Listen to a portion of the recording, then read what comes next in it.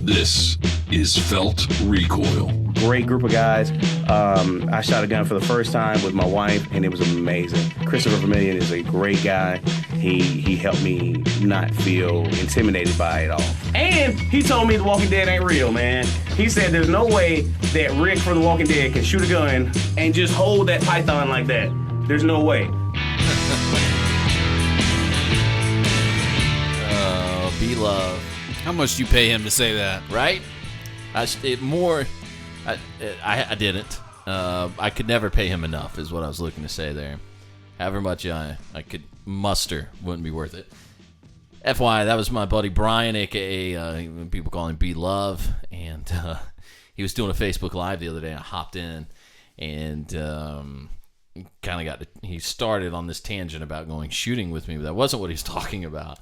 But he started paying me multiple compliments, and I was like, wow, I can finally get someone on tape saying something nice about me. I have to do that and work it into the show. So there it is. It is the Felt Recoil podcast. My name is Chris, and to my right is Patrick. Hey, there you go. I couldn't remember. Sorry, buddy.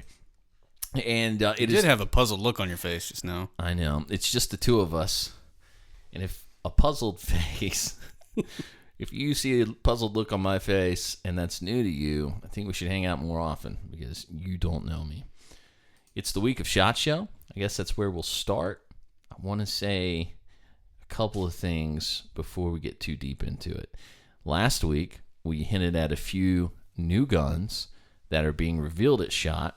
We put a list on our Facebook page. I was very excited about the Hudson H9. And then today, I geeked out over Media Day videos that are being posted on YouTube, and I probably watched 5 or 6 in a row of Cy Hudson and his wife, who, if you don't know, by the way, so they met in Afghanistan, deployed separately. A, he was deployed. B, she was a contractor in Afghanistan fighting the bad dudes. How cool is that? It's pretty slick. So he did the right thing and scooped her up, and she is the COO of his company, and he's the CEO, and they started developing this pistol that is essentially, now they're not saying this, this is Vermillion's perspective on it. It's essentially a striker-fired 1911. That's definitely what they're going for. It's like they took, the point he was making was we want a quality gun that you can carry every day. So why buy a high-end gun and then have it be a safe clean? Was it him or Hank Strange? I was watching the Hank Strange video. Is the one I'm thinking of. But one of them made the point of this is a great high-end everyday carry gun, and it looks like it. People are shooting it. I'm now obsessed with it, but only because I watched the videos because the latest issue of Recoil magazine, no affiliation by the way, Recoil magazine on page 100 starts the review of the Hudson H9, and they called it one of the best striker fire triggers they've ever dealt with. So he said outside of the normal prototype pickups, one of the best guns they've ever shot. So I was pretty excited about that. Do they have a release date on that yet? Do you know? Second quarter this year, second quarter this year. So I'm already making plans on what can I sell, what can I move, how do I get this. I think it'll be typical SHOT Show fashion where they say second quarter this year and then it actually rolls out next year at SHOT Show. Yeah, that'd be great. That's usually how stuff works. I did take the first call today at the gun store I work at. For the Taurus Spectrum, and that was announced today at SHOT Show. What in the world is that? Imagine that the SIG 290 made sweet, sweet love to a Ruger LC9, and this sounds like my version of hell. It was a rainbow SIG 290, because apparently Taurus thought, since we got caught selling guns to terrorists, here's how we change the subject. Offer multiple colors. I think I just threw up in my mouth. I have a comment awaiting moderation. By the way, the NRA, I think they've turned off comments on their conversation with Taurus because I posted and said, but will it make me a better terrorist? Asking for a friend. And I couldn't see other people's comments. It said there were 17 other comments and I couldn't see them. But that's my big question, since you guys are in the business of selling guns to terrorists. Oh, Chris, they didn't know. They did know. Like, that's the whole point. Two of the highest people in the company knew. It wasn't an accident. Yeah, they knew. They were doing it on purpose. Don't ever buy anything Taurus again. Sorry, Taurus, but don't. but don't, because they actively supported I was terrorists. just about to make a phone call and see if they were willing to sponsor the show, and you totally blew it. Sorry about that. I'm sure they were like waiting with bated breath. I feel certain. You know, I got an email today. There's a podcast in South Carolina. They got 125 downloads total, 6 weeks. And I really think if we're going to throw our money into the digital side of marketing, this is where it needs to go. Are you sure? Because Daniel Defense is offering a partnership. No. It's the wave of the future. Go with these guys. Okay, are you sure? Because they just called us terrorists on their latest episode. And we'll smooth that out later. Yeah, maybe. Larry, we'll cross that bridge when we get there, okay? Anyway, so... All right, but I'm super excited about the Hudson H9. I hate to do this. I don't know the company that we saw, but the coolest thing I've seen so far was the modular lower receiver. Do you remember the company by any chance? I saw it on Instagram, and it was a terrible video in that... No explanation? They didn't really explain what it was. It was a real quick glimpse of how it worked, and no mention of who they were. So whoever their marketing guy is, you're fired. Yeah. Get out of here. Hey, it's probably out there somewhere. Man, I hate to not be able to give credit where credit's due, but on the fly, I'm just going to tell you, look up the fact that at SHOT Show, there's a modular receiver for the AR, and here's what that means. So imagine your standard AR lower receiver, and this guy essentially grabs the mag well, releases what seemed to me to be a third takedown pin. It pops out, and the mag well pulls away from the receiver, and he can then take another mag well and put it in place. So the idea is, if you have a Glock 9mm or Smith & Wesson, I think he said Beretta was next on the list, or even standard AR mags, it's gonna, you get your little adapter, pop it into place on the lower receiver, and the rifle's ready to fire whatever caliber you're working with. How cool is that? So you're doing paperwork on one item that'll shoot legitimately nearly every caliber under the sun. I think they said right now they only have a couple different... Right. They're doing 3 variants of 9, right? Okay, yeah. So Glock, right? Smith & Wesson, and Beretta. Okay. I got it here. Name of the company is Nordic Components Rifles. Look that up. NORDIC? Yep. That easy? All right. Nordic Component Rifles. I'm telling you, as far as innovation goes, which I think in the last couple years, now I'm kind of a little gun baby, meaning I've been in the gun industry for about 5 years total now, so I don't know everything, but from the past few years of paying attention, there haven't been a lot of innovations made at SHOT Show. Cool new stuff. Even, and listen, I want to be real clear, I'm a Springfield fanboy. Love the company. I own multiple guns from Springfield. I'm not saying that to brag. I'm just saying they have me hook, line, and sinker. I love those guys. But when you get an email that says we have 6 or 7 new guns, and it's not, it's variations of guns that currently exist, you can't take a TRP, paint it gray, and say it's a new gun. No. Right? It's not a new gun. It's a new color on an existing gun. I don't remember what the other ones were. Oh, and we slapped a Vortex Razor red dot on top of an XDM, and that's a new gun. That's not a new gun. It's a variant of an existing gun. Well, and they've got the Saint on there, which is not, I mean, that was new a couple months ago, so not really new for 2017, so I don't think that counts either. I mean, I get it is a new gun to the market, but yeah, they're trying to make a bigger splash than I think what's actually deserved. It seems like a cop-out. I mean, it's like they feel the pressure to release something, so this was like, well, we put all our energy and effort into the Saint, so let's paint a couple of those different colors and let's get them out there. Why wouldn't you? Like, the Saint was legitimately released on December 1. Do I remember that correctly? It's like the 1st of December. That sounds about right, yeah. And that was the day you could buy it in the stores. And I don't understand why. I mean, why not push that for 2 months? Why not move your tease campaign to December, push it through the end of the quarter, and then release it at SHOT Show? Well, I have a theory. Finishing the year strong? What? I don't know. I think that they thought that Clinton was going to get in the presidency, and so they were trying to push that. I hear you. Just the whole panic buying, trying to kind of capitalize on that. Panic with all due diligence in a way. Like there was reason to panic if Hillary had gotten elected. Sure. Which she didn't. And I'd like to thank my boss for the $100. All right. Yes, he bet $100 on Hillary and I won. More on that later. Okay, so anyway, go to facebook.com/Felt Recoil Show or on Instagram, Felt Recoil Show, and we'll put that video up from, remind me again, I'm sorry. Nordic Components Modular Pistol Caliber Carbine. And there's actually a better video that actually sort of explains it. Gotcha. Yeah, we got that up. I see. You'd put it up there, and I'm being lazy. All right, facebook.com/Felt Recoil Show. It's just Patrick and I tonight. So now that SHOT Show's out of the way, I think we should do this because it dawned on me last week. We're asking all these people all these personal questions when they come sit in, and we've never answered those ourselves. So we're going to do one question 5 times, the Chris and Patrick edition. That way we're on the record, and we can keep it that way. You comfortable with that? Sure. Have you given it some thought? A lot of thought, actually. Have you? You know, I've asked, as we've asked our friends that have stopped by, and I don't think I have answers. I'm going to have to sit here and think about it. I mean that legitimately. I'm not feigning some disingenuous, I just don't know. No, everybody says they're really hard questions, and I agree. Yeah. Because it's hard to narrow down to one book, one film, that sort of thing. Okay.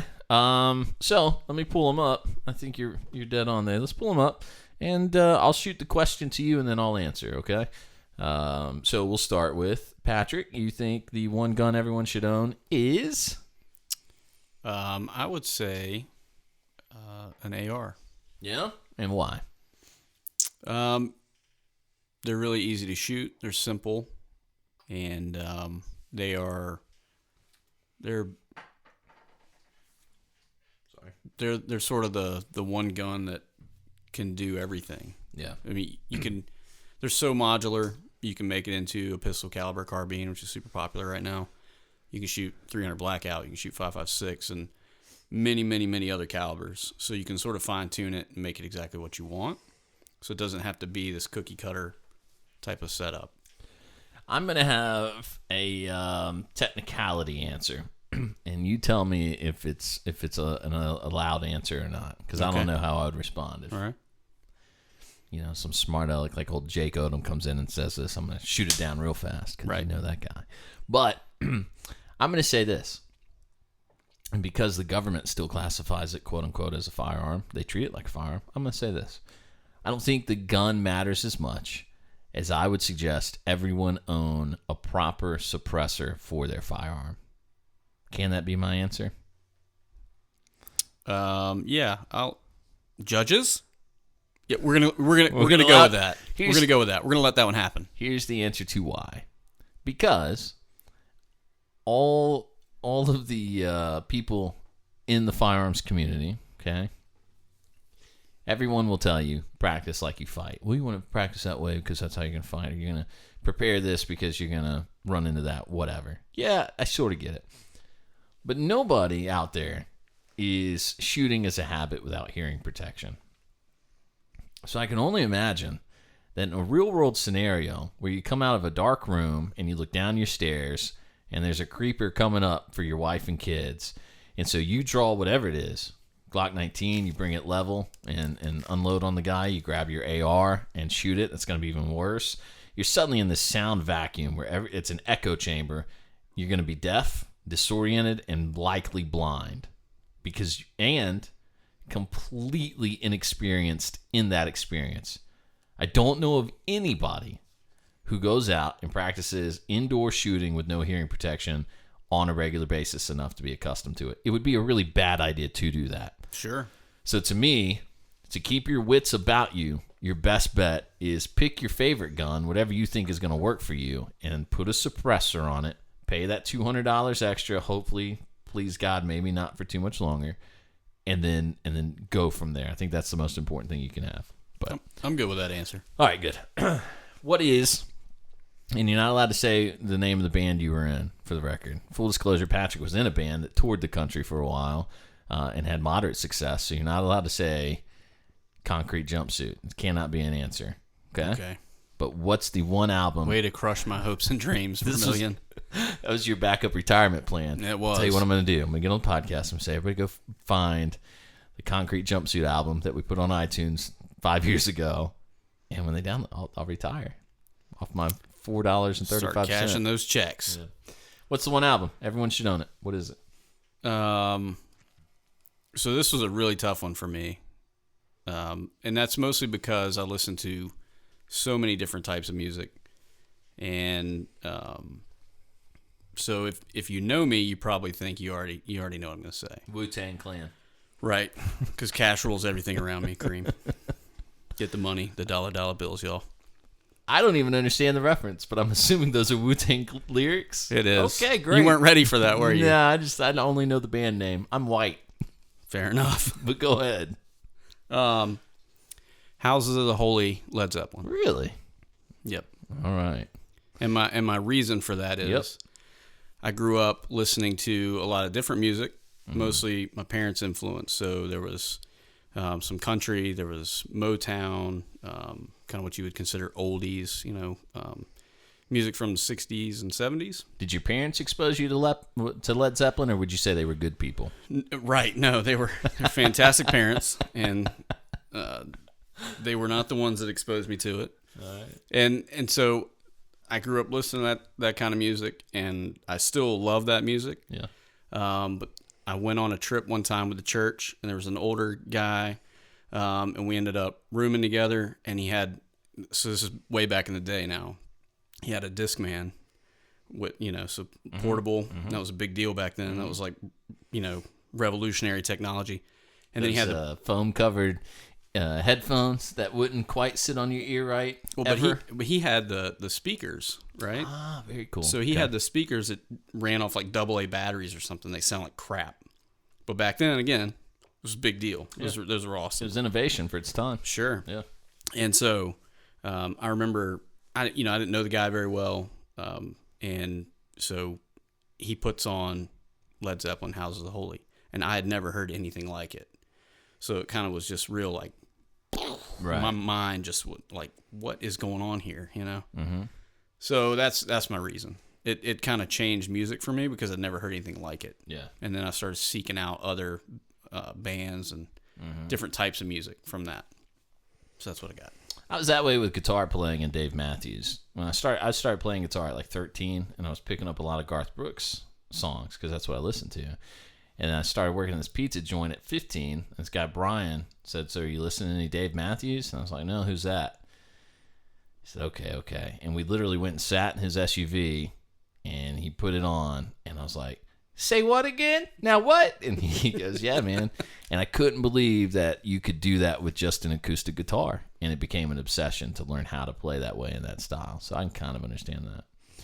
It's an interesting thing, by the way, about your speakers and the innovation. It's interesting to me that, you get all these, I hate to sound like a grandpa and say kids these days, but younger generations tend to look at things, the fads and the equipment we used. And if you looked at 8-track players, and they goof on that. Like, to them, that's silly. Like, oh, yeah, you used an 8-track player, okay. Right? But there aren't any black kids out there who are like, yeah, Grandpa couldn't vote. He couldn't even drink from the water fountain. Like, somebody had to pave the way. There had to be innovation. Somebody had to take that next step. Somebody had to deal with whatever it was to give you whatever's better. I've never really understood looking back on things and going, "Oh, can you believe you were using that?" To me, it's more fascinating. Like, if you think about computers, used to take up an entire room. You had to have an entire room for one computer, and it had like 16 megabytes of memory capability. You could have one modern, maybe even 15 modern pictures on it. And that's it. We carry more than that around in our pocket now, and it makes phone calls across the country if we wanted to.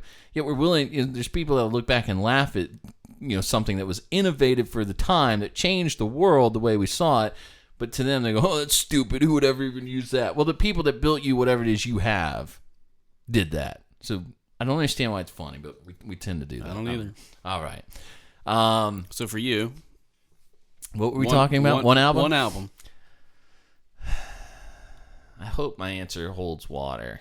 I'm torn on it because there's a bit of sentimentality to it for me. But I would have to say the one album I've never, ever tired of is Eric Clapton Unplugged.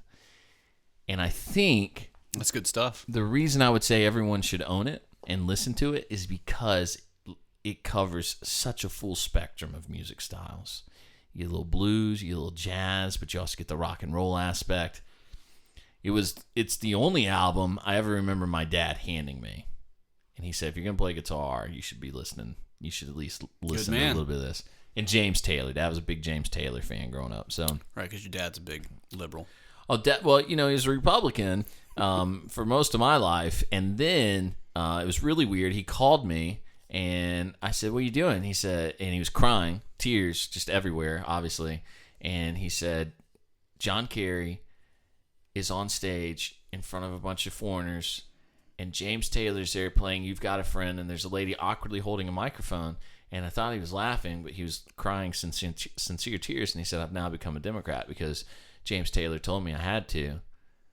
That didn't happen, obviously. That's never happened. I don't know what James Taylor thinks he's accomplishing. Yeah, you're good at playing a guitar and living in North Carolina. That's all I really know about you.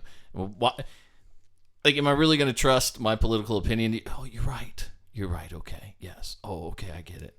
You can try and expose me to an idea. I would get it if James Taylor said, well, here's the deal. We need to open the markets for healthcare to be allowed to cross state lines. And I'd go, oh, that's a concept I've never thought of before. But instead, people like James Taylor just get up and go, yeah, basically, whatever Obama says is probably what I would go with. And I go, no, that's a terrible idea. And then they're like, yeah, that's what I would do. As if I'm going to suddenly buy into this blanket idea of supporting people. Since your answer was Eric Clapton, I like whole Eric, by the way. Have you ever read his autobiography? No, I haven't. You should. Is it really, really good? I'll bring it to you. It's a really good book. You'll talk about a guy with just a tragic life. You ever think your life sucks? Yeah. Read that book. Didn't he steal a guy's wife, and that's what You Look Wonderful Tonight is about? Didn't he steal George Harrison's wife or something like that? Yeah, I don't know if that's You Look Wonderful Tonight. Oh, okay. Sorry. I thought that's who he wrote it about. I think that's Layla you're thinking of. Oh, is it? Okay. I don't know. Yeah, he developed these fake names, and that's so the Derek and the Dominoes album. There's all these references in there to George Harrison's wife. Yep. But he gave her kind of a pseudonym to go by, huh? Right. Juicy. All right, Huland, what's the one book everyone should read? I feel like such a tool saying this, but because we've mentioned the book literally, I think, in every episode. Mm-hmm. You can say it. You can say it. You already know what I'm going to say. I do. It's the Power of Habit. Yeah. And the reason is so obvious if you've read the book, because it will change your outlook on just about everything. And it's, I guess you would put it in the category of self-help. I don't know. I mean, does that make sense? Yeah, I mean, I think it's a deep understanding of the human psyche, why we do what we do, both in life and business, is the subtitle, right? Yep. So it's definitely why do you have the habits you have? Why do you bite your fingernails when you get nervous? Why do you back out of your driveway the same way every day? Why do you tend to say, I don't know, or, okay, we'll see? Why are those the things you do? Well, it's because you actually literally create pathways in your brain, create those habits, and when they're cued, the routine that creates whatever it is you're craving, the routine that leads to whatever it is you're craving becomes your habit. And obviously, much more clearly and well explained in that book, but I would say that's what it is, right? It's the human psyche. Yeah. Evaluated under a microscope like nobody's business. Yeah, definitely. But it's real eye-opening. Yeah. From the standpoint of we develop these habits, and in order to change the habits, we have to replace them. Mm-hmm. You can't just erase a habit, if that makes sense. Yeah. So it touches on that, but it gives so many good examples, from athletes to business scenarios, all real life stuff, and things that are proven to be true. So it makes you think very hard about how you do things, and especially why you do things. And so for me, that book changed a lot of the way I do things. Yeah. And I mean in terms of day-to-day, literally day-to-day habits, but relationships and I mean that in the bigger sense. Mm-hmm. If you're curious about that, I would suggest, as Travis Haley suggested in his class, get up tomorrow and brush your teeth with your non-dominant hand. And watch how foreign that feels, and you are experiencing the power of a habit. Right? Is that fair? Yep. I think that's fair to say. I don't have a good answer for this. I have so many. I think I've said this before. As we sit in your library. But essentially we are, and I can look around for references. But I'm not looking at any of the books I'll tell you. So, all right. Stop looking at the coloring bookshelf, Chris. Oh, okay. I would tell you, if you're going to read one. Did I steal yours? Is that the problem? No, you didn't. You didn't. Don't lie. Because I'm kind of flipping a coin here. I've had books, like I've said. So what I would want to do is categorize it, right? If you're going to read one about your spirituality, if you're going to read one about your psychology, I would do that. Yeah, but we could do that for everything. Sure. I could give you 100 albums that are right road trip albums. Best thing you've ever heard, but we don't have that kind of time, Vermillion. All right. So the one book that would make the biggest impact on your life that I think you have to read. It doesn't have to be that, though. Yeah, but if you're going to recommend one, right? We're saying what's the one book everyone should read. But I'm about to tell you a movie that's not some sort of, You're going to say Step Brothers?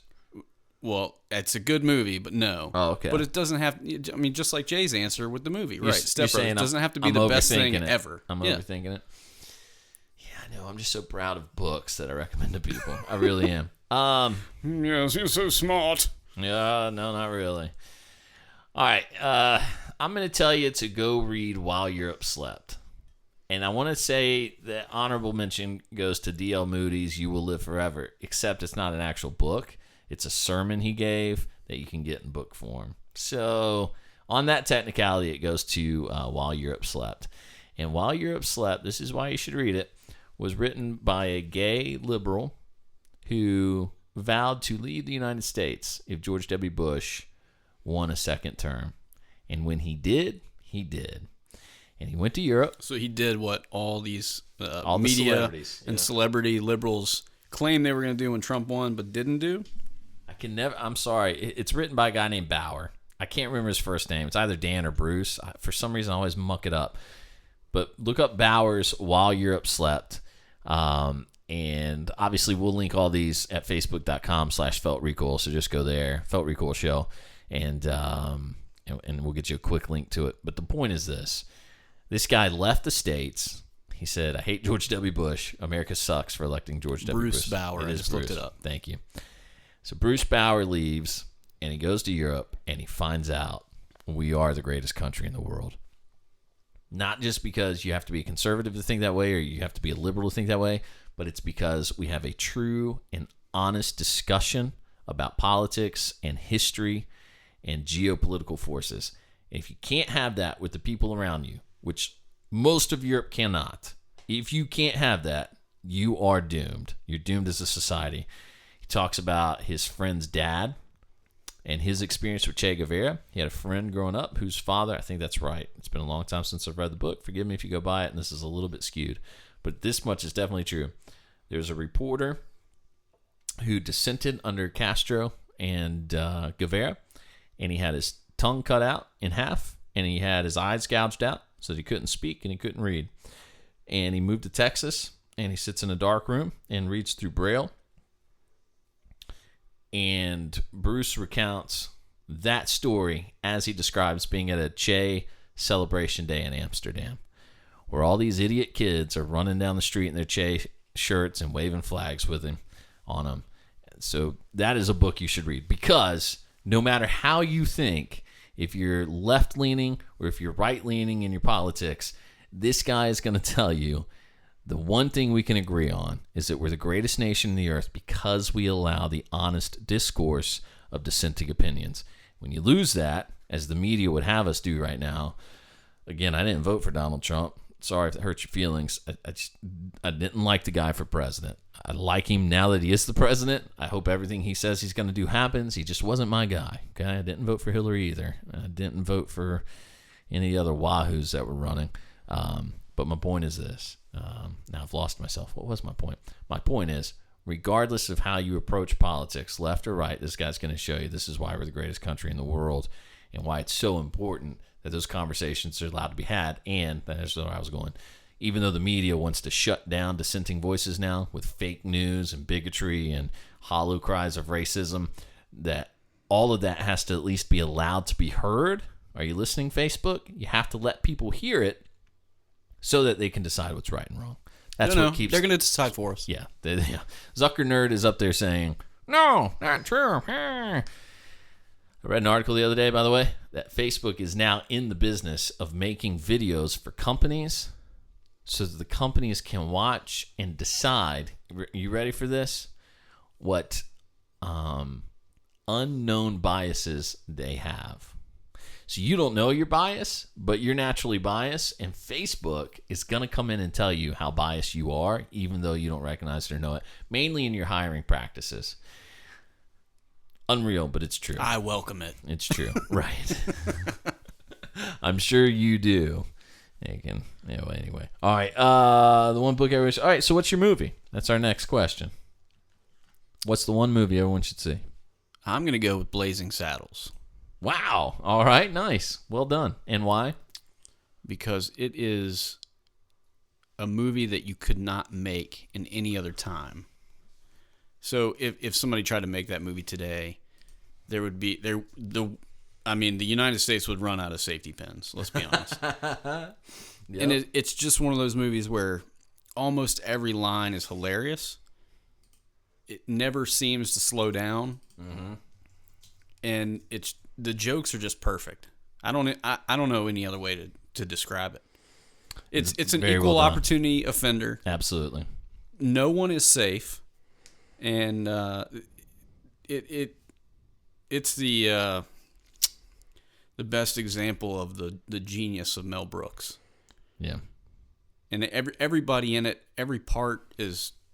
I can't imagine that movie with anybody else cast in it. Yeah. It's just perfect. It's perfect in every way. There's no weak spot in the movie. There's no dull points. Yeah, so it's not... It's not going to change your outlook or anything. Mm-hmm. It's just one of those movies you can sit back and everybody is going to find something to laugh at. Mm-hmm. You mentioned something, I guess, the other week about... Me and my dad watching it? Is that what you're thinking? No. What was it?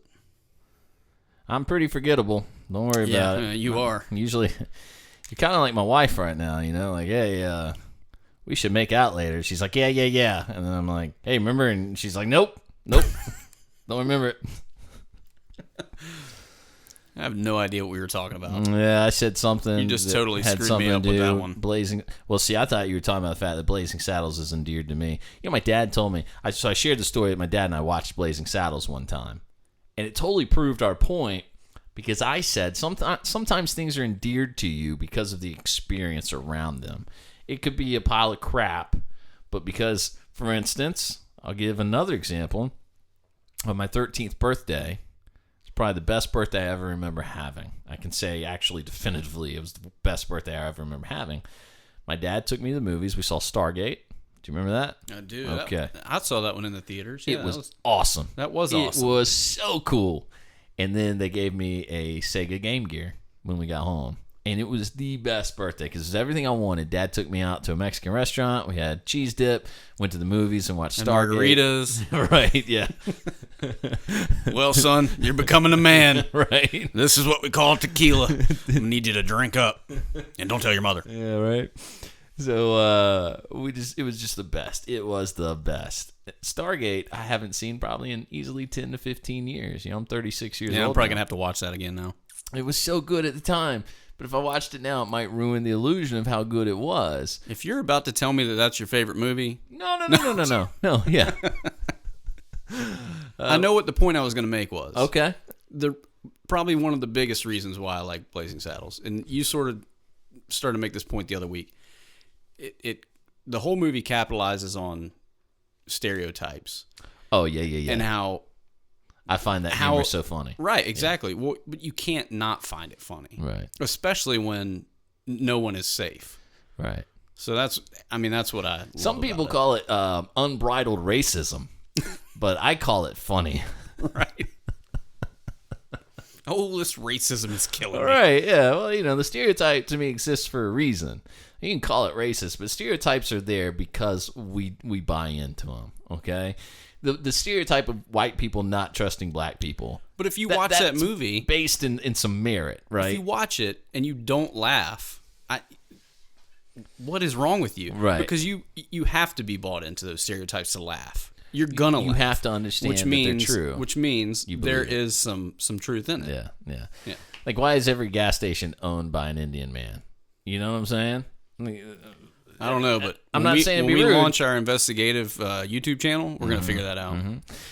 Gas stations and hotels, largely owned by Indian immigrants. And you know what? Kudos to them. Kudos to them, because they're coming to America and they're doing what every American should be doing. They're busting their ass and they're going out and they're earning a living. They're providing for their families, usually very well-to-do. I'm happy for them. They deserve everything they have. But there is some truth in the stereotype that they own just a junk ton of gas stations and hotels. Why that is, I don't know. But somehow they cornered that market, so let them enjoy it. So that was the point I was making, was I find those stereotypical jokes funny. Some people consider it racism. Some people call it Mel Brooks movies. Yeah, whatever. It works. Fair enough. So you're up. I'm up. I can't give another honorable mention. I'm going to go Dumb and Dumber. Okay? Solid choice. And I have to say that because I have seen Dumb and Dumber. I would suggest... I'll tell you this. I've seen it enough times I could sit down and quote it verbatim, and I probably haven't watched it in 5 or 6 years. I could sit down and go line by line through that movie with you. No problem. And... I still find it funny. Was it you I was talking to sometime last week? It came on TV, like over the weekend. I was watching it on TV, and I was still dying laughing. It's so funny. It's so brilliant. And I got to say, I had a hard time not picking Napoleon Dynamite. We landed on the moon! Improv, by the way. Improv. Yeah. One of the best lines in there. Just totally he improv that line. Wasn't ever scripted or anything. He just walked out and did that. Brilliant. And that shows, I think, that he truly understood what they were going for. Like, he understood the character, he understood the shtick, he understood everything about it.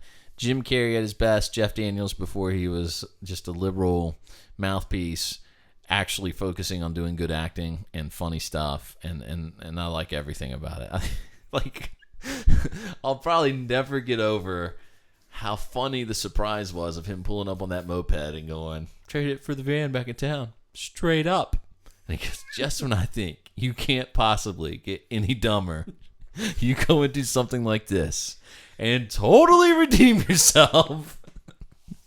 Brilliant. So I could sit here all night. I could go through that, and I'd be very happy, but we won't. All right. So I think we've covered it all, except the one piece of advice you would give your 18-year-old self. This was a tough one, too. And I settled on, because there's so many things that I could pick. Mm-hmm. And so the one thing that I settled on was to not compare myself to my friends, my peers, and just be me and move on. So real simple. I don't, it's not one of those things I need to get super in depth about. I don't think it's a really simple concept. Those guys are doing this thing. You're doing this. Let them do that. You do your thing. And that's what I told the judge. Judge, what I have done is I've stopped comparing myself to everyone else. Okay, they're gonna do their thing. You guys are gonna have your laws. I'm gonna do my thing.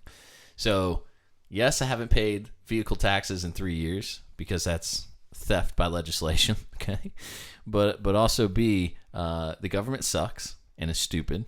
And C, I'm a free citizen, masonry, whatever. I gave him some secret handshake, and we're good to go. And that worked for you? No. I served 6 years in state. And still had to pay the back car taxes. Yeah. Should have been clear. Should have been real clear on that. I'm saying it didn't work. Is your phone ringing? Is that your parole officer? What's going on right now? So I think my answer is actually very similar to yours. I would tell myself to redefine success. You have success defined all wrong. So I want you to re-gauge. That was going to be my answer. Yeah? But I knew you were going to say it, so I changed it. All right, good. I remember having like almost an epiphany, I'd call it, where I realized I had defined success in a completely wrong way. And, you know, I think you're brought up thinking that this type of car is success, or this much money in the bank is success, or that big house over there is success.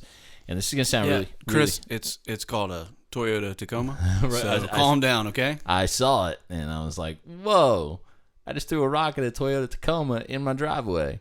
But we tend to do that, right? It's so natural. You know, that guy's got that gun, and I need to have a better gun, so it looks like I'm more successful, or I'm more prominent in the industry, or I'm better with the gun, you know? Because usually that's what it is. Right. Mm-hmm. No, if you have the best gun, you're always the best shot. You're always the quickest. I once, can I make a quick side note here, as I like to do? No. I once tried to explain. No. All right. Are you going to use your I'm over it? No, I won't do that. All right, thank you. You were there for this. I once tried to explain a video concept I had to Travis Haley that I thought was so funny, and I couldn't convey it as if it would be funny. And he really gave me this look like I'm too nice to make fun of you to your face. And he's like, cool, man, you know? But the idea was, if you could get somebody like Travis Haley in a video on the range with a guy like me, who's obviously not operator status, but everything I have is tactical. Wait a second. Are we breaking news right now? Yeah, breaking news. Chris isn't cool. Okay, just checking. Or operator status. But I thought if everything I had was tactical, meaning, well, I got tactical grips. Like, how are you drawing a sub 1 on target? Is that the tactical grip? And he's like, no, it's standard grip. I'm like, wait, what? And I'm all, you know, I'm indignant about the fact that, no, but it's not tactical. Like, all my stuff is tactical and yours isn't. How are you better than me? I thought that would make a funny video where, you know, it's like, kind of fell flat though, huh? That's cool, but are those tactical bullets? You know, you're like, no, these are standard, you know, Full Metal Jacket bullets. I'm like, you know, I'm all like, yeah, you're stupid for doing that, but he's so much better than me. Yeah, and it fell as flat then as I feel like it's falling right now. It was good. Then and so what we're going to do, Chris, is not share any more ideas. Because apparently every audience you've shared that one with doesn't give a crap. I get the blank stare from you and Travis. All right. Yeah, get used to it. He's like, oh. Anyway, yeah, so redefine success. And by that I mean, I personally believe that, as cliche as it sounds, success is contentment. And if you can't learn contentment, you're screwed in so many other ways. Don't worry about being successful. But if you can define success as true contentment, I think you're going to be all right, no matter what you do. If you're content where you're working, you like the people you work with, then your position at the company and the money you make doesn't matter as much. But if all those people drive you crazy and you can't find contentment, then go find something else. If you can be content with the house you have and your neighbors and all that, then so be it. But you have to learn what contentment really is. And to me, that is living with and being happy with what you have and not constantly every day. I'm not saying you shouldn't strive to be better. Obviously, I would like to do a podcast every week that gets 10,000 downloads, but I'm content with the fact that one person will download it and it makes it worth doing. Makes sense? 10,000 people haven't downloaded this? No, sir, and neither has one. So let's start small. Okay. Start small. You got start it. Small. All right, go down. All right. Again, Facebook.com/Felt Recoil Show, and we'll list everything out there, and you can check it out and see if it's worth your time or effort to give it a read, give it a listen, and all that. Okay, I guess a good transition. I was talking about our Travis Haley class we took together, and I'll never shut up about it because that's a life-changing experience there. You got that right. If one of our 5 questions was what's the one thing everyone should do before they die, I would say go take a Travis Haley class. I could get real melodramatic and tell you about how I applied something I learned there at a really important time in my life, but I won't. What I will do... Thanks. You're welcome. I'm gonna read this story from ABC 8 KTUL in Tulsa, Oklahoma. The headline is, "Man shoots self during target practice at gun range. Second accidental shooting in Tulsa." So the accidental shooting isn't news, neither is the second one, but the second one is so bizarre that I thought we would just share this with you, okay? A customer at a Tulsa gun range accidentally shot himself. It happened at the United States Shooting Academy, which is where we took our class in Tulsa, Oklahoma. Fantastic facility. It Probably the nicest shooting facility I've ever seen. Am I overstating it to say it's immaculate? It's truly immaculate. No, it's pretty much perfect. If I could build one, that's what I would build. You won't find a better gun range. Not only were we there taking a Travis Haley course Three Gun Nation was there, and all the big dogs were out. Yeah. Jerry Michalik and all those guys were like on the other end of the compound. There was some police training going on in one of the areas. Mm-hmm. It's a huge facility, so if you get the opportunity, you got to check it out. It's awesome. A membership there, by the way, this will make you mad.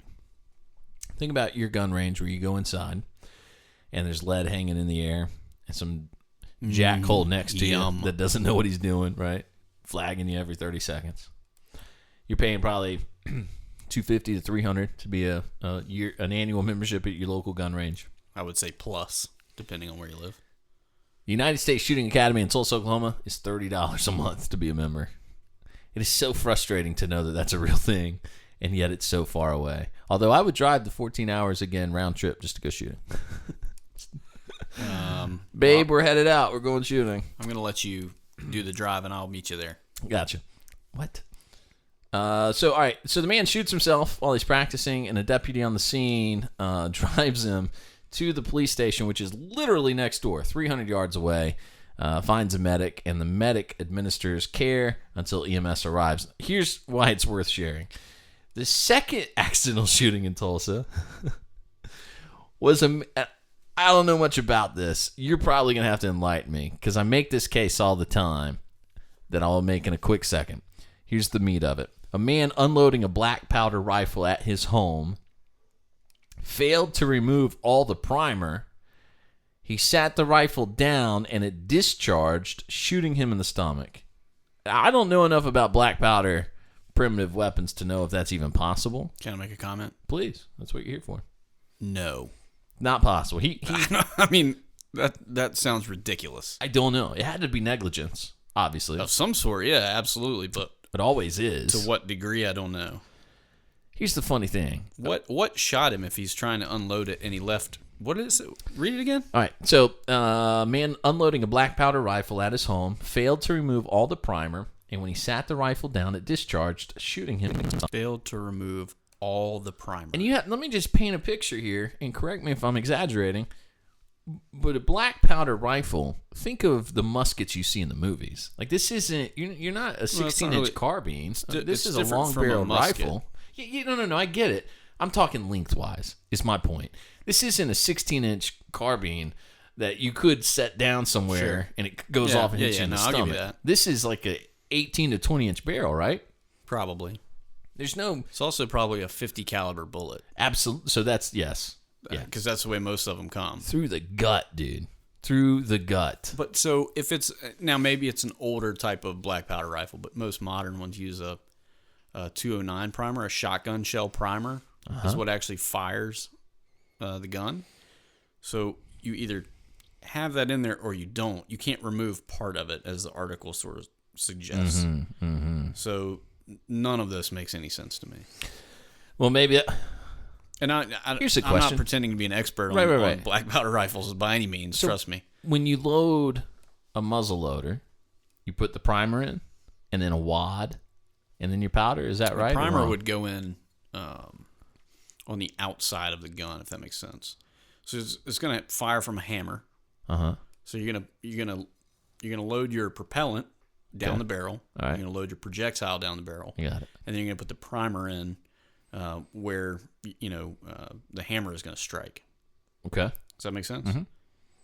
So the easy way to make sure that gun doesn't go off is you pull that primer back out. You could leave the rest of it in there. And nothing's going to happen. Presumably. I mean, I could be wrong. The primer is basically your ignition switch. And if you can't ignite it, nothing's going to happen.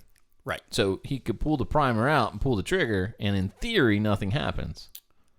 Yeah. In theory. I mean, that's the only thing I can come up with. So let me point something out.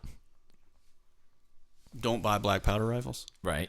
And, well, it sounds to me like this guy could get himself in the gut with a bow and arrow somehow. Like, I don't... Here's the thing that is interesting to me. The entire experience of buying a gun and all of the regulations around guns in the United States of America are proof of one thing for sure. This cannot be argued. I would welcome the argument if you want to make it. The government truly believes that bad guys are honest people willing to tell the truth and abide by the law. That's what the government believes. Black powder rifles prove that because there's no paperwork. There's an is there an age restriction on black powder rifles? Is it 18 and up, right?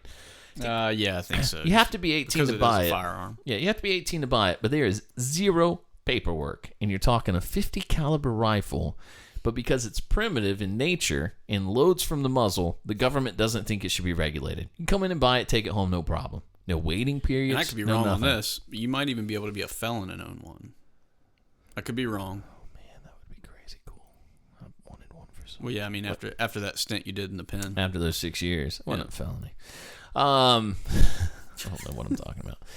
But isn't that the interesting thing? So I want you to understand that there's a question on the form 4473. There's one that asks if you're currently a fugitive from justice. There's another one that asks if you're currently in the country illegally. There's only two ways this goes. Either the government thinks it's hilarious to do that. Like, it'd be funny, put that on there. No, put it on there. No, I'm telling you, put it on there. Larry, seriously, put it on there. As soon as you check the box, yakety sack plays. Right, exactly.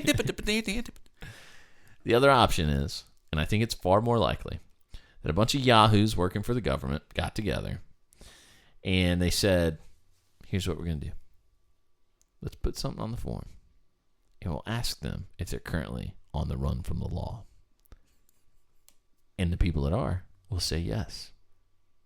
And now we've got their address and we know they're running from the law. We'll go get them.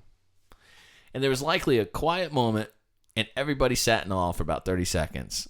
And the guy was like, damn it, Harry, where have you been? That is brilliant. Well, you just got promoted to special agent at the ATF.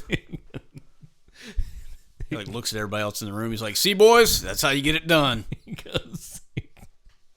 You know what? I'll tell you exactly what happened.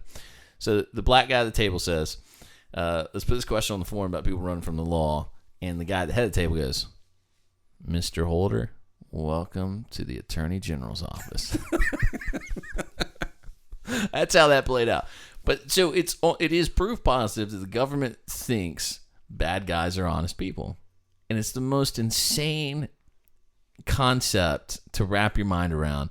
But it shows the absolute ineptitude and stupidity of the government. They believe that bad guys will tell you they are bad guys while committing a crime. It's a crime to walk into a gun store if you're a convicted felon. It's a crime to do the paperwork and attempt to buy a firearm if you're a convicted felon. But the government believes that maybe the felon will go ahead and just tell them on the form, I'm a convicted felon, I'm running from the law, I'm not allowed to own a firearm. I'll just mark that here, but I'll still take it home. Nobody so will get lying upset. on the form is also a felony. Right. So, and I don't know the stat, but of those who fill the form out, and it runs through the FBI's NICS check system, how many of those people are then picked up for committing that felony where they've just lied on a federal document? Hardly any of them. It's rarely happens. Yep. The Washington Times says that the administration is overseeing, and this is the Obama administration specifically. It says that the administration, it says it on here, I promise. There it is. Good grief. The administration has overseen a striking drop in prosecutions of gun crimes, winning only about 6,000 convictions in 2015. That's down more than 15% from 5 years ago, and giving added weight to claims by gun rights groups that Obama has failed to enforce the laws already on the books. The trend predates Mr. Obama, with convictions peaking at just over 9,000 a decade ago. That would be 2005, and dropping to 6,002 in the fiscal year of 2015. That's a fall of more than a third. So it makes you think, if during the Obama Holder era, if they're as anti-gun as they want you to believe, why aren't they prosecuting these people to the fullest? Because these are the easy ones. These guys are admitting on a federal document to committing a crime. Right. They're so, and not only that, they give you their full name, their address, potentially their social security number. They tell you what they look like, as far as age, weight, sex, race, etc. So we know where they are now. Let's go get them. To me, that doesn't seem real difficult. In 2014 in Chicago, over 2,500 people were shot. Nearly 400 of them were killed, and police seized more than 6,200 guns. Yet, of those 6,200 guns seized, federal prosecutors saw fit to pursue just 62 weapons prosecutions. In other words, for every 100 guns police seized, federal prosecutors made just one prosecution. And as the other article, that was from Breitbart, as the Washington Times just pointed out, what did they say? They're winning like an 11%, something crazy like that. Like, they have such a poor rate of winning here. Let me go back real fast. They're down 15% in winning. They've only won about 6,000 convictions nationwide. They're down 15% overall. So they're not even winning, a majority of their cases. That's just not even trying. Let's be honest. What a joke he really is, huh? Bye, Felicia. Okay. Anyway, so I just thought that was worth sharing. All right. I want to talk about something that I think is somewhat important. We're almost at our hour mark. We got time for one more thing? Yeah, go for it. Okay. This is truly, truly, truly probably the most important thing you could take away from tonight. Unfortunately, we're throwing it at the end. But I hate couch potato commandos, keyboard commandos, whatever you want to call them. The armchair G.I. Joes of the world drive me crazy. Now, I've been clear about it before. I'll be clear about it again. I was never in the military. I've never been in a gunfight. Okay? I quit karate because the guy yelled at me too much. That's also why I didn't like playing sports. You didn't want to take a roundhouse kick to the face wearing these bad boys. Not with those pants. That's right, man. And stars and bars on it. I was terrified. I don't like the kind of what's the word I'm looking for? Not altercation. Confrontation. Yeah. I don't like the confrontation that comes with kind of sports coaches and the players and the karate teacher and the students. I don't like being yelled at. Okay. Walk it off, Vermillion. Right. I want to be instructed, but I don't really care to be beat up. Right. So I wasn't in the middle. The point is, it's very important for me to remind you, I have no real world experience of shooting guns at people that are shooting back at me. Okay. Here's the way the story goes. Troup County, Georgia. An officer is sent on a welfare check. He pulls up to a gate. Gate's locked. He hops the gate, and he goes and he's looking for this guy. Well, the guy pulls up to the gate that the officer has hopped. The officer's gone around a building, okay?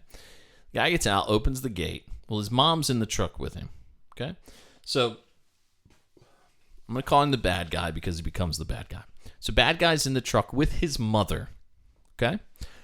And he gets out and opens the gate, and then he drives back onto his property, shuts the gate, and then proceeds around the back side of the building where we just saw the cop go, okay?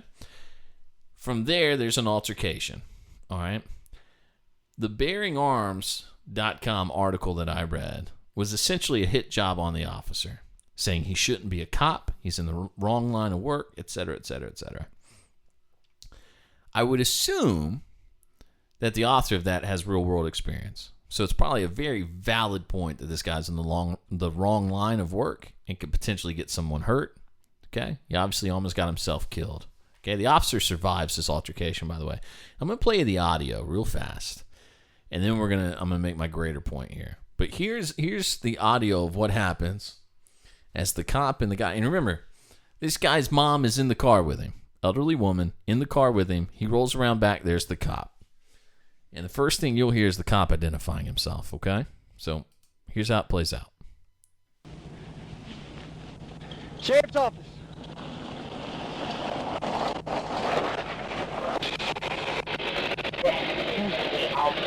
Get out! Go ahead now! Put it down! Put it down! Please! Please put it down! No! No! No! No! So at this point, the cop runs away from the bad guy, back towards his patrol car, hops the fence, and gets behind his patrol car for cover and concealment. You're hearing him running at this point. The bad guy's giving pursuit.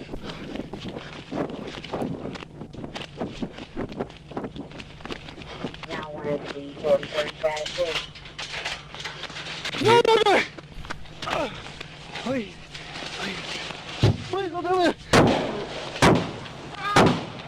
right, right there. So there, the officer's connected with the guy twice. The officer hit the guy twice. Shots are fired. Okay. Now, did you catch the part where the cop literally begged that guy not to shoot him? Oh, yeah. Did you catch the part where the cop, when he was behind his car, said, please, please, twice to himself quietly? Yeah. It's obvious to me that the officer didn't want to shoot that guy. And we don't know what happened behind the building. Not as far as I can tell. Nobody's put that in an article. We definitely don't have video. My strong presumption, actually, I would say, based on the evidence, is that the cop wasn't going to engage the guy because maybe the mom was in the way. Because in the beginning of the video, the mom gets out and is trying to coax her son out of any sort of confrontation. The boy, literally, not a boy, he's a grown man. Her son forces her back into the vehicle and drives around and confronts the officer. I'm assuming she got out and was in the way. I'm going to give the cop the benefit of the doubt. Do I have any evidence to back that up? No. But I'm putting a little faith in the officer. I don't think it warrants telling him he's in the wrong line of business because he wouldn't shoot a guy who potentially his mom was in the way. What are you going to do, shoot the mom and the guy? Right? You're a human being. You might be a cop who's been trained for these altercations. But the whole point is, A, you're human. B, it is completely unnatural to kill your own species. No species really does that. Okay, it's a little unnatural. It makes you a murderer. Not in the officer's sense, but you know what I'm saying.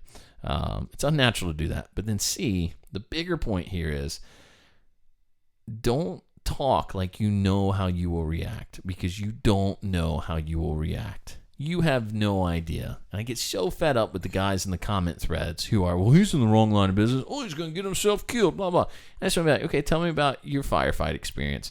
And I mean that by a guy shooting back at you. Not that you were a fireman from Pickens who weighs 400 pounds and wants to know what his discount is. I'm talking about you were in an actual firefight, and you can tell me what it's like to have bullets whiz past your head. So here's what I took away from it. You got a cop he's showing up to a scene. He doesn't know what's going on, but he's there for a welfare check. Right.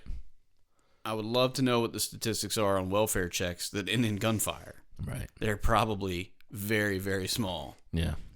So I would imagine, and again, I have no law enforcement background, but I would imagine you get a call, you're dispatched based on that call, and you set up in your head a mentality of, okay, well, this is what I'm supposed to be doing. This is what I could potentially expect based on stories you've heard, training you've had, and previous experience. Mm-hmm. Fair to say? Mm-hmm. Yeah.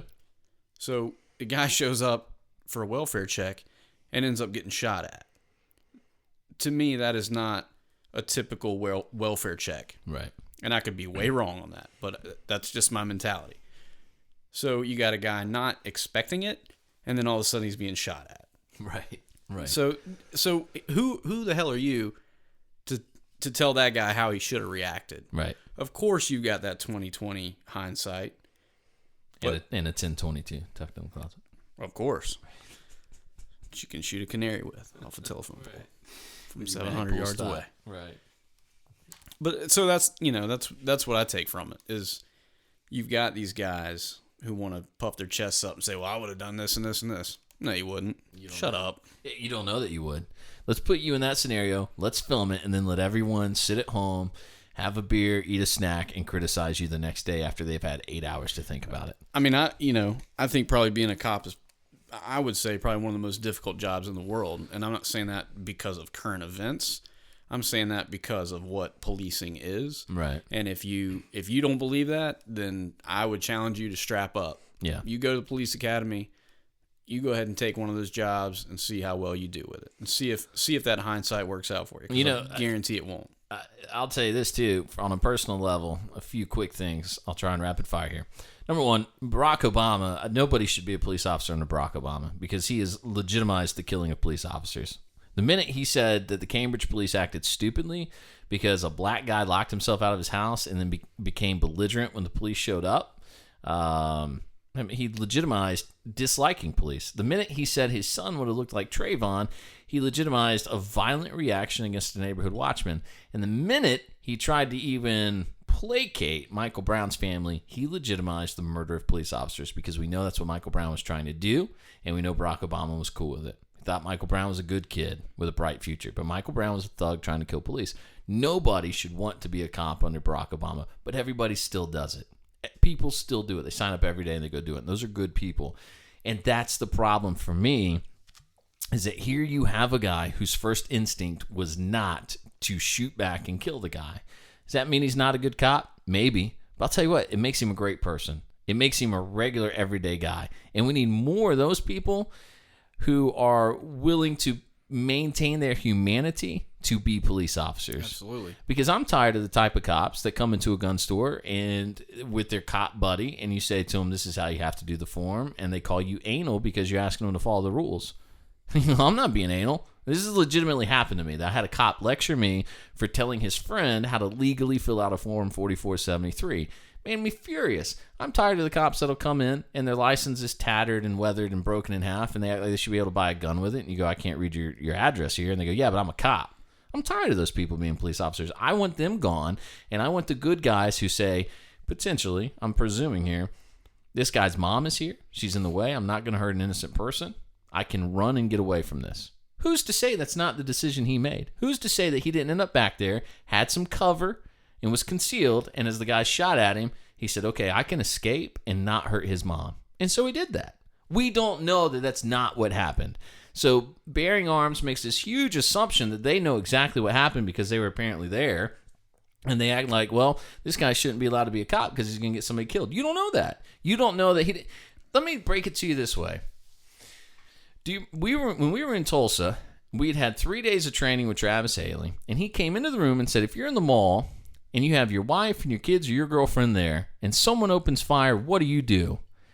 And he was waiting for the dude, like you said, to puff his chest up and go, well, I'd engage. I would unsheath my firearm, and I would find the shooter, and I would put 2 rounds in his chest from 100 yards. I would put 90% of my weight on my left leg with my knees slightly bent, and I would maintain an isosceles triangle stance. I would have my grip with both thumbs forward. He wanted that guy, and he had trouble getting it.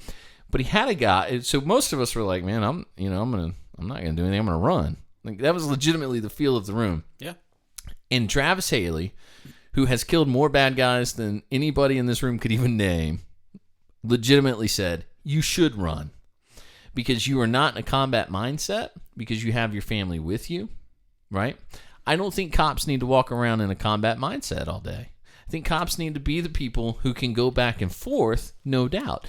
But my bigger point here is... The media would have you believe that they do, though. The media would have you believe that. But my bigger point is, I think there's a responsibility for the people at Bearing Arms to remember that if that cop knew that he could do the right thing and get away, if he could retreat and flee the scene and not potentially hurt that innocent woman, he needed to do that. And it's very possible that's exactly what he did, but Bearing Arms holds him to some high caliber where they go, well, he should have just shot and killed that guy immediately. He doesn't know what he's doing. He shouldn't be a cop. You don't know the situation. Stop judging people. Stop acting like if I'm in the mall with my wife, I have an obligation to run and confront some shooter. I have an obligation to protect the people around me and to make it home to my 3 kids. That cop has the same obligation. Why engage in a firefight if you can run, get a better angle, and shoot the guy just, by the way, as the cop did? Well, I remember my dad making a comment. We were talking about like a police chase or something. This has been years ago. And he made the comment that you might be able to outrun the cops, but you'll never outrun Motorola. Right. They know who you are. Yeah. And they're going to find you. Yeah. So, in my opinion, when you watch this video, this is a cop going, he's making a conscious decision. Do I shoot this guy and kill him? Or can I save my own skin, get out of there, and then we'll pick him up later? Right. Yeah. I mean, I think it's as simple as that. I mean, the article I read seems to suggest, and the commenters in the post seem to suggest that if you're not willing to kill someone, if you can't say without hesitation, I will kill you, you can't be a cop. And I just don't believe that. I believe there's room for police officers who might be hesitant about killing other human beings. How many cops go through their whole career and never kill anyone. The vast majority. Most of them. Yeah. So that argument is so ridiculous. That's their argument. They know better. They were there, apparently. Anyway, it drove me crazy. I wanted to point that out because I think it's important to remember we never know what we'll do. And maybe it's like this in sports. I don't know. I'm not into sports. Actually, I know it is. It is, actually. Very similar to the way sports people sit around. And I can't listen to sports radio because I think there's a bunch of washed out has-beens who never achieved anything. You talk about the pinnacle of the critic being the guy who couldn't achieve success. See that mountain over there? Yeah. Notice football over that mountain. There you go. Nice reference. Yes. Yeah. Thanks, Uncle Rico. When I look at those guys and they never played professionally and all they do is commentate, I'm like, who are you? Who are you to sit and critique the guy that gets out there and busts his balls every week? They're Paul Feinbaum. Great example. I don't know what his history is, but that guy looks like he's too squirrely to have ever done anything professionally. Maybe tennis. I don't know. But that's my point. Like, I can't listen to those guys. World champion air hockey player. And they act like it's like the most important thing in the world. Yes, there are children being sold in circles of sex slavery right now, but I'm going to tell you, unless Alabama beats Clemson, my God, the world is ending. To me, those guys are almost on the lowest rung of the societal ladder. Like, they contribute less than most people contribute to society. Nothing changes after a game is played in any sport anywhere ever. Nothing. Wait, nothing what? changes. What do you? Okay? What do you mean? There's no butterfly effect. If Clemson wins or Alabama wins, the wind goes nowhere. It just stops. Everything is stagnant. You're telling me Biff doesn't own a casino? Right. No. If Alabama won the national championship? Right. No, doesn't change anything. The Sports Almanac is still the Sports Almanac. I got to call Doc Brown. We got to talk about this. Maybe if you could time travel sports, and maybe that's where they got it. They all grew up watching Back to the Future, and they thought, this is super important.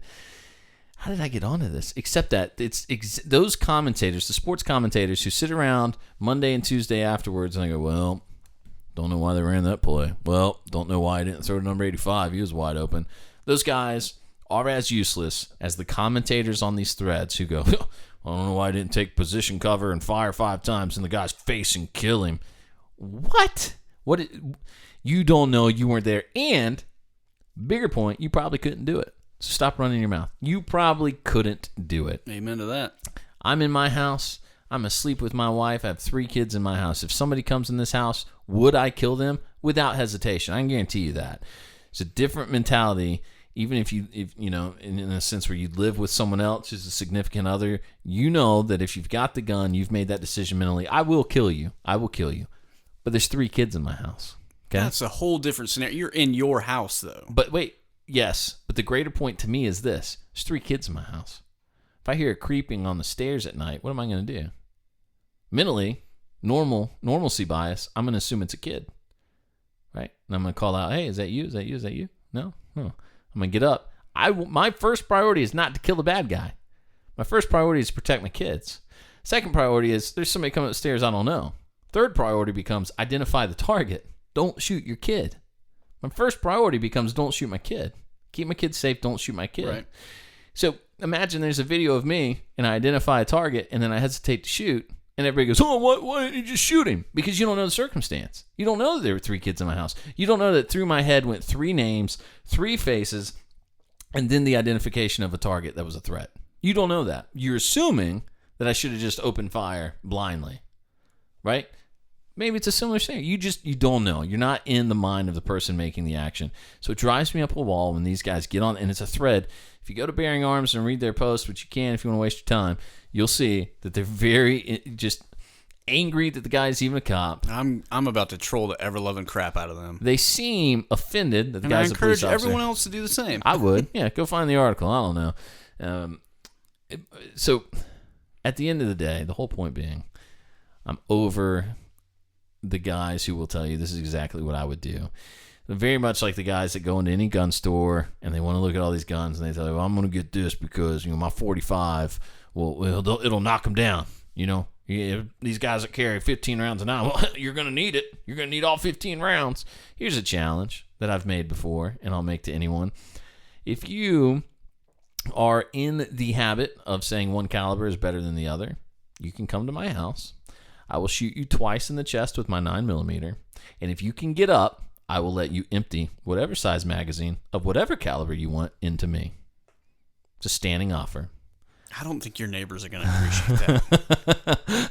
Nobody's going to accept that offer, right? Well, I don't want to be shot in the chest. Suddenly, home values just dropped. Chris brought the crime rate. So anyway, you don't know. There's just too much bravado. There's too much ego, and I thought that article really exemplified everything wrong with the gun community. Monday morning quarterback. Again, the author could very well have extensive experience. He could have been in gunfights before. He might have a valid point to say the guy shouldn't be a cop, but the fact that it turned into making the police officer a punching bag. So let's just say he does. Let's say he's got all that experience. Are any two gunfights going to be exactly the same? Yes, they're all the same. Just like in Rambo. Right. Slaying bodies. But no, you're right. It's a valid point. No, they're not. Not even close to the same. I mean, how many times did the guy that wrote that article run around a barn while getting shot at in a place he'd never been before? Right. Shut up. Great question. Get out of here. Great question. And maybe he has. But you know what? Here's what I would say.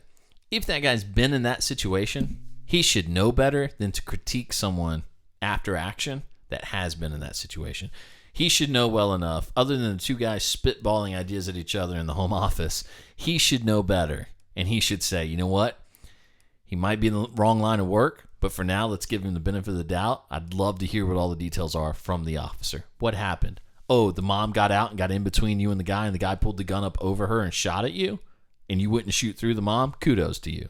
Thank you for being a normal person. Thank you. Yep. You deserve a medal. And a huge, by the way, massive pay raise. Massive pay raises required for all police officers everywhere.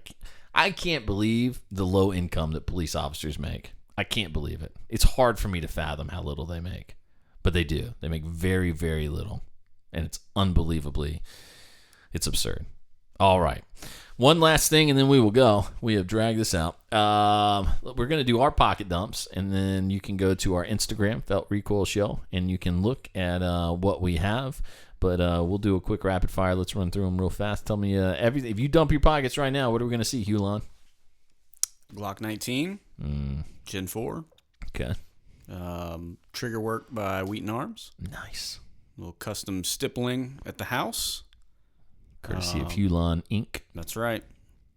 Taking orders. No, I'm really not. Don't call me. Bench-made pen. Because I do lots of writing. Right. And it's carbide tip. So you could use this as a self-defense tool if needed. And Bench-made triage auto. Whoa. So this is... it's got the blunt tip, and it also has an auto seatbelt cutter on the reverse side. I didn't know that was a thing. Yeah, it is totally a thing. Welcome to the new age. You're probably still rocking that Discman we were talking about earlier. Yeah, I am. Currently what I'm listening to right now, so I can ignore you. Fair enough. Garth Brooks' "We're Opening the Wind" album. What? Saddleback front pocket wallet. Which... I've been doing the front pocket wallet since high school, I think. Yeah. I just cannot stand to sit on a wallet. It drives me nuts. Yeah. By the way, Saddleback has a prototype for the next gen of their front pocket wallets. You're going to like it, but go ahead. Okay. I'm looking forward to it. Yeah, they're really nice. Great improvement for where to keep your cash. But I digress. I like the sound of that. Yep. And then the other thing, I don't know if this actually constitutes EDC because it's not always on my person. But what's funny? This guy just fell into his mic.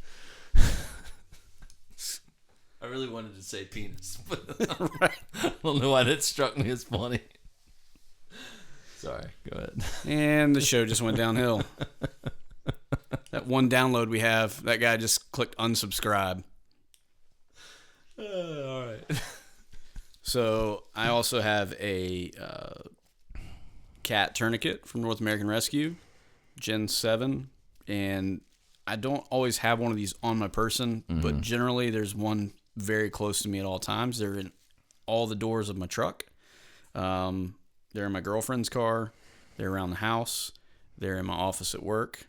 Very valuable piece of life-saving kit. Yeah, if you're going to be around guns as a habit, I think a tourniquet's a must. Absolutely. And they've got the data to back up the success rate of the tourniquets. I think it's 80% of all preventable death those lives have been saved due to the CAT tourniquet. Wow. So it is a proven tool. And the guys at North American Rescue do great work and great training. I took tactical combat casualty care through those guys. Yeah. And they really walk you through how to use one and make sure it's real clear. And now that I actually fully understand it, it's something that I think is an invaluable tool. Correct me if I'm wrong, but I want to give a huge, here's why North American Rescue is worth doing your business with. These are the guys who hold the is it the patent on the litter? They hold the patent on the modern combat litter, or do they just basically supply it? Yeah, that was one of their first. I think it may have been their first product. It's a modular or maybe a fold up litter. Right. These are the guys who told the military, if you need to get a wounded soldier out of combat quickly and safely, here's the best way to do it. And it's been proven on that level, and they still fulfill government contracts, but they will sell their products to you to a degree. So that you can have them. And they're huge champions of the free knowledge idea, which I like. You go to their website, you can read up on everything. Right, and, absolutely. They actually have invited us in on a personal level to show us how to use certain items. I don't think you can beat them. Yep. I say that's a pretty fair assessment. All right, I'll do the same. It's going to be a lot of the same. Glock 19 Gen 4. I do rock the Surefire XC1 on it. Carry it in this here G-code incog that adapts for the light. I'd have to say if there's one thing you should have alongside your gun at all times, I do think a light is important, like we just mentioned. You got to identify your target. I don't get down with the lasers, but if you do, great. But the XC1 is pretty cool. And then I actually have the same knife. I think I already used it earlier. It's sitting around here somewhere, but it's a triage, not auto loader, because I'm not cool. All right, just normal guy. I gotta use my thumb. Actually bought my triage. If you're unfamiliar with the triage, so as Patty mentioned, there's a flat tip on the knife itself so that you don't cut into an object. All right, you're cutting through. But then there's a strap cutter in the same knife. So you kind of turn the body of the knife a little bit and you flip the strap cutter out. And that is why I bought it. I couldn't get my son's seatbelt undone one day. And I thought, what am I going to do? And this is an emergency. And so I went to work and I picked one of these up. There's also a glass breaker on there as well. You could use this thing to bust out a window or windshield or something in an emergency. So love the triage. And my saddleback wallet as well. So pretty lightweight traveler there. I should probably keep more on me, but I just don't. We're going to take pictures of all this. You can see it right now. Go to Instagram and search out Felt Recoil Show. You can also go to facebook.com/Felt Recoil Show. And we will see you next week for episode number 8 of Felt Recoil.